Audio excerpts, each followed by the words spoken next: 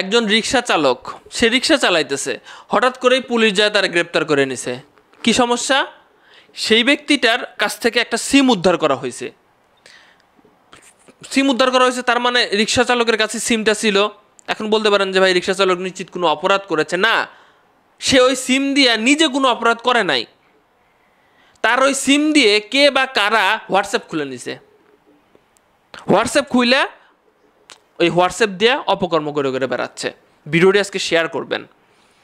3টা গুরুত্বপূর্ণ বিষয় উঠে এসেছে। এই যে এখানে কিছু একটা মেসেজ দেখতে পাচ্ছেন, এখন ফোন নাম্বারে মেসেজ পাঠানো হয়। এখন আমাদের সবার একটা ব্যাংক অ্যাকাউন্ট আছে, আমরা আবার বাঙালি তো একটু লোভী। এরকম মেসেজ যদি দেখি যে আপনার অ্যাকাউন্টে এত টাকা পাঠানো হয়েছে, একটা লিঙ্ক দিয়ে দিল, আমরা ঢুকে পড়ি ওই লিঙ্কের মধ্যে। এই লিঙ্কের মধ্যে ঢুকলেই আপনার নাম্বার চাইবো, আপনার নাম্বার একটা পিনকোড পাঠাইবো, মনে তো করতেছেন যে পিনকোডটা বসাই দিলে টাকাটা পাওয়া যাব, কিন্তু দেওয়ার সাথে সাথে আপনার অ্যাকাউন্ট থেকেই টাকা গায়েব। কয়টা পয়েন্ট বলতেছি। বর্তমানে যেটা ব্যাপক আকারে দেখা যাচ্ছে, এসি কিংবা টিভি বলেন বা ফ্যান বলেন, মানুষের আমাদের সবচেয়ে টাচ করার মতো জায়গা ফেসবুকে। দেখবেন ফেসবুকে যা দেখি তাই কি আমরা বিশ্বাস করে নেব? আমরা এতটা বোকা হলে চলবে না। মসজিদের জন্য এই লাগবে, ওই লাগবে, ফ্যান লাগবে একটা, এসি লাগবে একটা, ইট লাগবে একটা, সিমেন্ট লাগবে একটা, না যাচাই বাছাই করেই আপনি দিয়ে দিচ্ছেন। এরকম চক্র খুঁজে পাওয়া গেছে যে তারা এটা নিয়ে বিজনেস করে।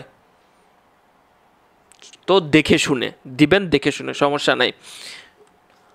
এখন দেখা যাচ্ছে যে আপনার নামে কয়টা সিম আছে আপনি নিজেই জানেন না। বিশেষ করে দেখা গেছে যে আত্মীয়, এইসব বাটপাররা আত্মীয় স্বজনের সিম দিয়েই, মানে তাদেরকে বইলে কয়ে আবুল বুঝ দিয়ে তাদের এনআইডি দিয়ে সিম কিনে ফেলে, কিংবা তাদেরকে ব্যাংকে নিয়ে গিয়ে অ্যাকাউন্ট খুলে ফেলে এবং সেগুলো দিয়ে 2 নাম্বারে করে, যাতে তাদেরকে ধরা না যায়। তাই আপনার নামে কয়টা সিম আছে এই কোডটা ডায়াল করে অবশ্যই চেক দেন আজকে আপনার কাছে সকল সিম আছে কিনা ভাই। এবং 2 নাম্বার বিষয়, আপনার এই নাম্বারগুলো দিয়া কোনো জায়গায় হোয়াটসঅ্যাপ, ইমো চালু নাই তো এই বিষয়টা চেক দিবেন। খুবই গুরুত্বপূর্ণ, এগুলো কিন্তু খুবই গুরুত্বপূর্ণ, আপনার চেক দিতে হবে। আত্মীয় বলেই আত্মীয়র নামে একটা সিম কিনে দিলেন, ওই যুগ থেকে বের হয়ে আসেন।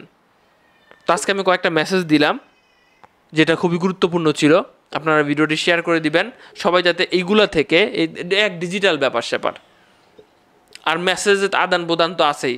আপনার এক বন্ধুর আইডি থেকে সাপোজ মেসেজ আসলো যে 2000 টাকা দে, আপনি তার সাথে কথা না বলে টাকা দিবেন না। জরুরি পড়তেই পারে, কিন্তু তার সাথে কথা বলুন।